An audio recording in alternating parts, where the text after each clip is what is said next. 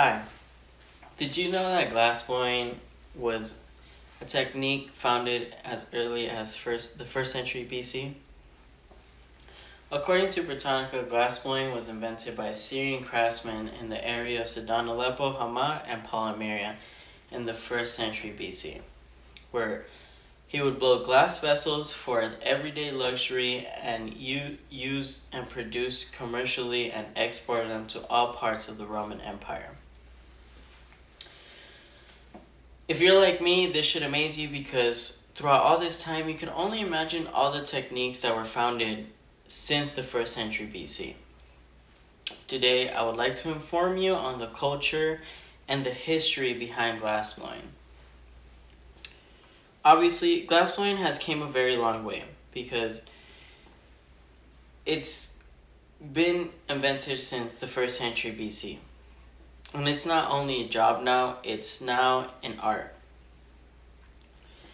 In the book Contemporary Lampworking Volume 1, artists of all stripes become interested in these techniques, incorporating them into service a wide variety of styles. This goes to show you that many artists took techniques from the past, from their jobs, from other people, and incorporated it into their own style. So now I will first be explaining to you the history of glassblowing. Second, I will be explaining to you some of the unique ways the culture of glassblowing has helped lead to scientific discoveries and scientists. Finally, I will go over my favorite part, how glassblowing made its way into the cannabis industry, which in my opinion is what makes it a culture. The history of lampworking, glassblowing, many people call it lampworking. According to Glass of Venice, the origins of glassmaking in Venice go back to the times of the Roman Empire, when molded glass was used for illumination in bathhouses. Basically, they would use it as lamps, they would use it as their lights. Many glass blowers settled in the island of Murano in Italy. They wanted to segregate themselves because they did not want anyone in the world to know about this technique that they just found and discovered. Glass was one of the most expensive materials at the time. This is why the Roman Empire didn't want anybody to find out about glass blowing. Only the rich had glass in their house, and this is just how it was. Glass was not cheap back then. The material was very expensive. Now that I have given you some insight on some of the rich history of glassblowing, we will now get into how glassblowing has helped scientists and helped with scientific discoveries. Glass has helped with the creation of the light bulb, has helped with the creation of televisions. According to the University of Southampton, scientific glassblowing has been important in the development of many innovations, including the light bulb, including the early television sets. In today's day and age, scientific glassblowing is more revolved around fiber optics, electrochemical cells, and semiconductors. Without glassblowing, there would be no chemistry. Chemists need glassblowers to make instruments for their experiments. According to ILPI, these valuable allies in contemporary research are highly skilled artisans who form the glass into shapes and dimensions called for the scientific investigator, meaning the glassblowers would make the instruments that the chemists would need. Borosilicate and quartz glass are essential to chemistry, as this material is one of the only things that can withstand all the chemicals and used for these scientific experiments. Now that I've told you how glassblowing helps scientists and helps scientific discoveries, I will be talking to you about, in my opinion, the most interesting part, how it's made its way into the cannabis industry.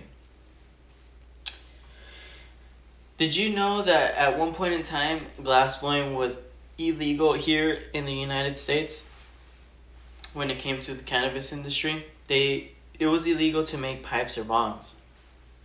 According to Hetty, Vermont, in the morning of February 24th, 2003, police and the DEA agents, armed with automatic weapons, raided hundreds of businesses and charged into the homes of the most successful glass pipe and bond companies across the country.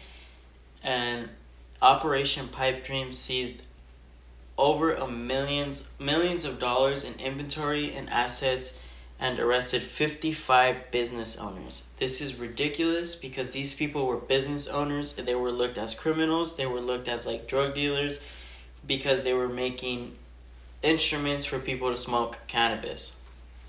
At the time, many glass artists saw this as a crisis and became paranoid because they thought that they weren't able to do what they loved, and this is just something that they saw as like a hump on the road. A lot of them thought to themselves that they weren't able to do the art that they love, the art that they would express themselves with, because it was now known to be illegal. But many glassblowers maneuvered around this by simply putting on their artwork that these instruments were used for tobacco only, as tobacco was not federally legal at the time. Cannabis glassblowing is both an art and a business. According to Leafbuyer, glassblowing has and always will be an important ancillary business to the cannabis industry. This is amazing because many artists get to express themselves with the artwork that they produce, and they are able to make a living out of the thing they love to do.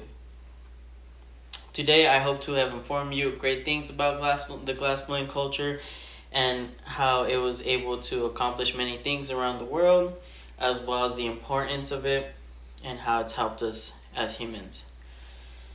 The next time you see glass faces, glass figures such as animals, flowers, pipes, bongs, whatever you see glass, just know that even though it's cheap now, somewhat cheap, glass artists have put in the sweat to create all these objects. They put in love into these objects, that's one of the reasons this makes this culture great, because it's just the time that they put into this stuff is just amazing. And nobody puts anyone down in this culture. Everybody, here's some stuff that I've made. I take pride in it. It's taken me a while, even though it's not worth a lot, but yeah. Hope to have informed you a lot about this culture, and have a good night.